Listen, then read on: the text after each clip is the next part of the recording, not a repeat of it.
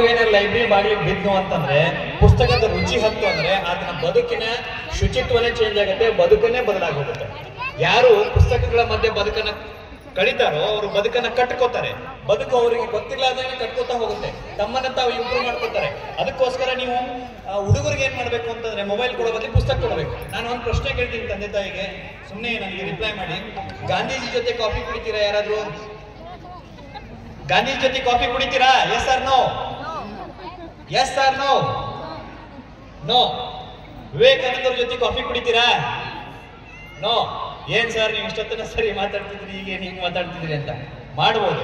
ಏನ್ ಗಾಂಧೀಜಿ ಜೊತೆ ಕಾಫಿ ಕುಡಿಯೋದು ಅಂತಂದ್ರೆ, you just get his book the experiment my with truth ಅಂತ ಒಂದು ಪುಸ್ತಕ ಇದೆ, ಅದನ್ನ ತಗೊಳ್ಳಿ, ಒಂದು ಕಪ್ ಕಾಫಿ ತಗೊಳ್ಳಿ, ಹುಡುಗರು ಕೂಡಿಸ್ಕೊಂಡು ಕೂತ್ಕೊಂಡು ಓದಿ.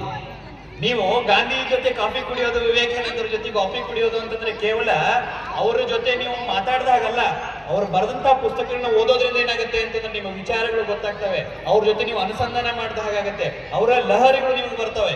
ಯಾವ ವ್ಯಕ್ತಿ ಪುಸ್ತಕದ ಜೊತೆ ಒಡನಾಟ ಇರುತ್ತೋ ಆತ ಗೊತ್ತಿರಲಾರ್ದ ಅವನಲ್ಲಿರುವಂತಹ ಒಂದು ಕೆಟ್ಟತನ, ಅವನಲ್ಲಿರುವಂತಹ ಒಂದು ಕಲ್ಮಶಗಳು ಮಾಯ ಆಗ್ತಾ ಹೋಗುತ್ತೆ. ಅದಕ್ಕೋಸ್ಕರ ದಯವಿಟ್ಟು ಮೊಬೈಲ್ನ ರಿಪ್ಲೇಸ್ ಮಾಡಿ ಪುಸ್ತಕಗಳನ್ನ ಕೊಡಿ ಅಂತೇಳಿ.